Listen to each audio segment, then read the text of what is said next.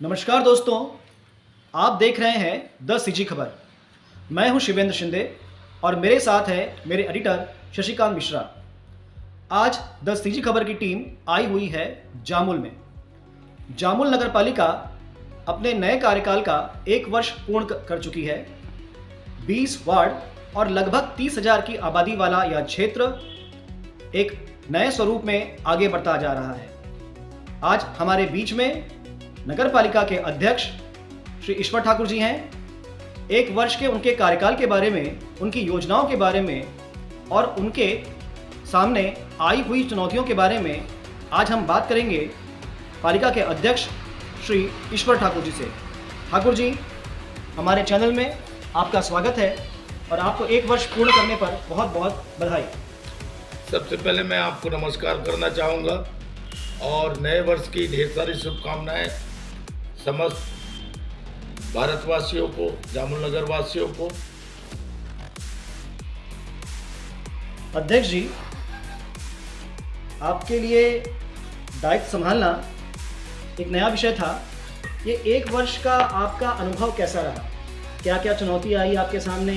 क्या क्या अच्छे, कड़वे और मीठे अनुभव आपके साथ में रहे? क्योंकि नगर पालिका अध्यक्ष बनने के बाद एक बड़ी चुनौती थी मेरे लिए, क्योंकि मैंने अभी तक अपने जीवन के 20 साल संगठन में काम किया और युवा मोर्चा से जिला, जिला से मंडल, मंडल से जिला में काम करते करते पहली बार मेरे को मौका मिला संगठन के द्वारा और ऊपर वाले की कृपा से, यहाँ की जनता के आशीर्वाद से मैं यहाँ नगर पालिका अध्यक्ष चुना गया।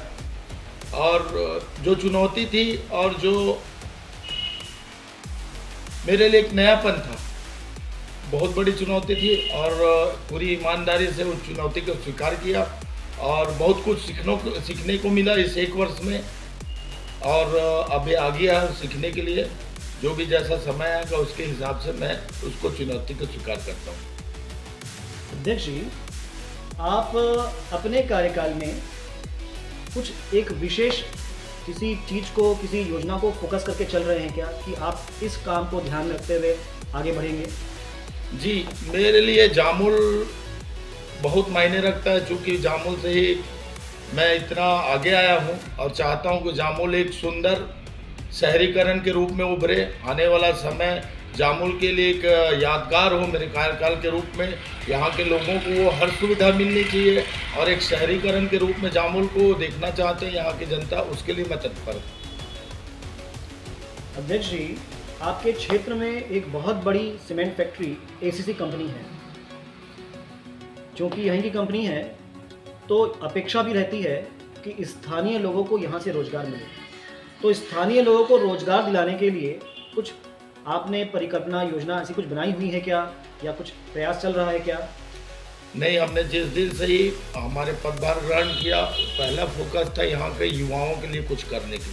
क्योंकि मैं युवा वर्ग से आया हूँ और मैं चाहता हूँ कि जो जामुल के युवा है, बेरोजगार युवा, पढ़े लिखे युवाओं को एक अच्छा अवसर मिले।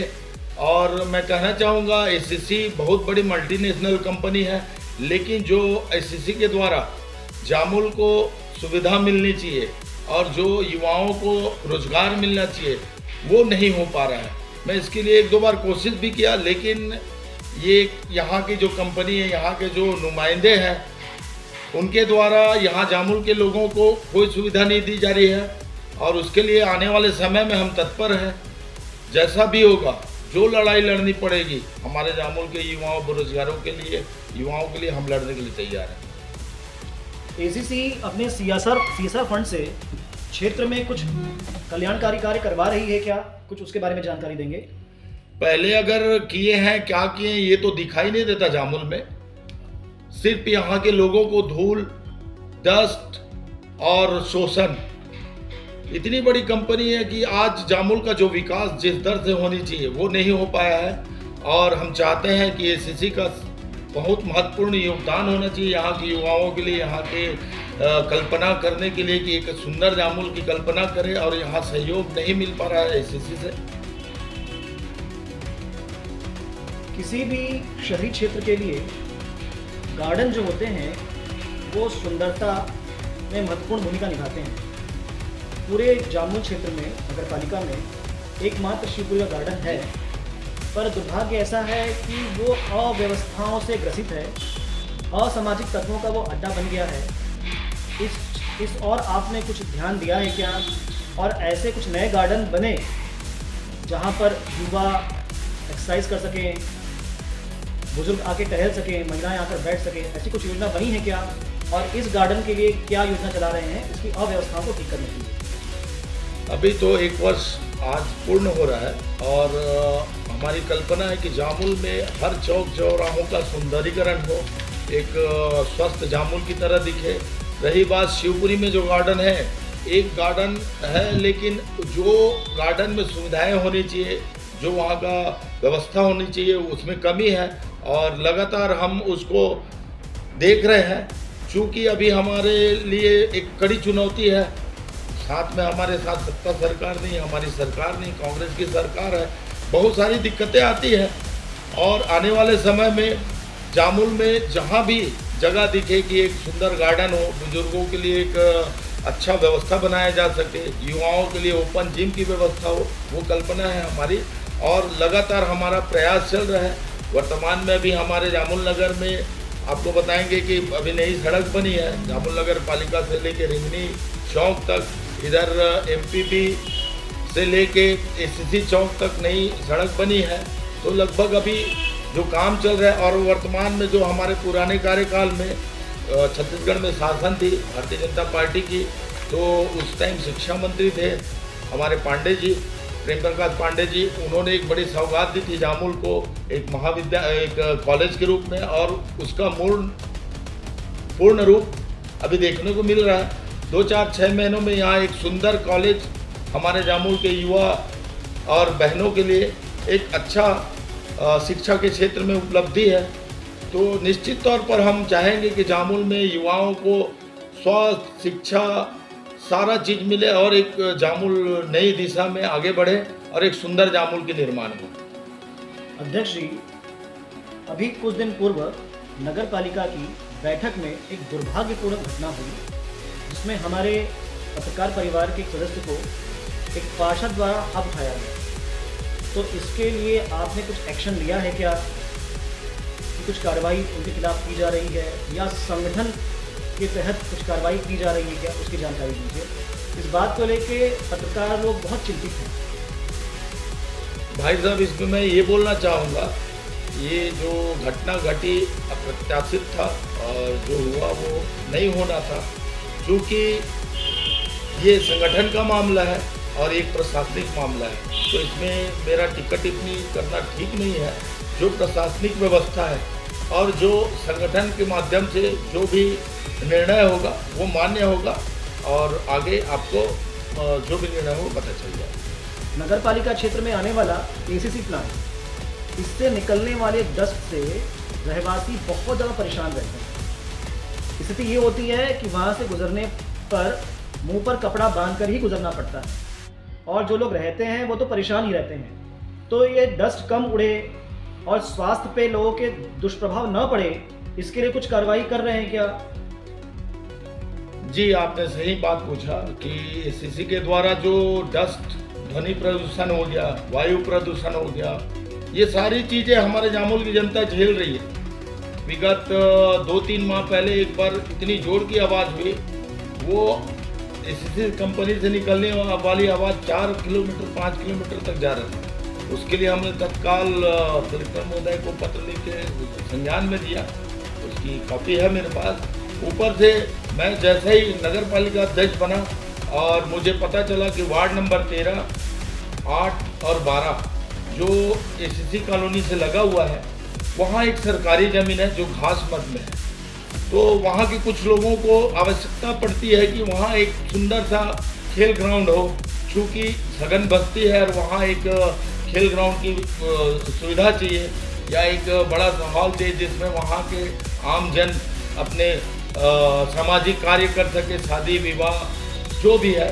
तो हमने एक आवेदन दिया तहसीलदार मैडम को और मांग की कि इस ज़मीन का सीमांकन किया जाए, क्योंकि यह ज़मीन सरकारी घास बता रही है।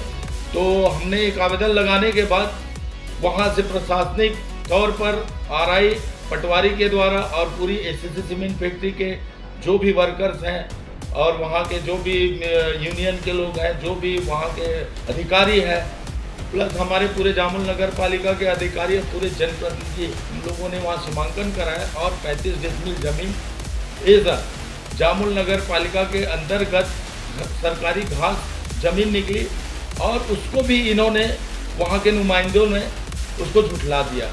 उस पंचनामा रिपोर्ट में लिख दिया गया कि यह जमीन की जो नाप हुई है, जो सरकारी महकमे के लोगों के द्वारा नापी गई, पटवारी आरआई के द्वारा, उसको भी उन्होंने झुठलाया और उस पंचनामा में रिपोर्ट में लिखा गया यह गलत चांदे से नापी गई है, इससे हम संतुष्ट नहीं हैं। उसके बाद मैं लगातार 4-5 माह से इंतजार कर रहा था कि ये इस जमीन का कब होगा। अचानक से मेरे को 20 दिन पहले एक नोटिस आया अपर कलेक्टर इक्का साहब के द्वारा कि आप यहाँ हाजिर होइए।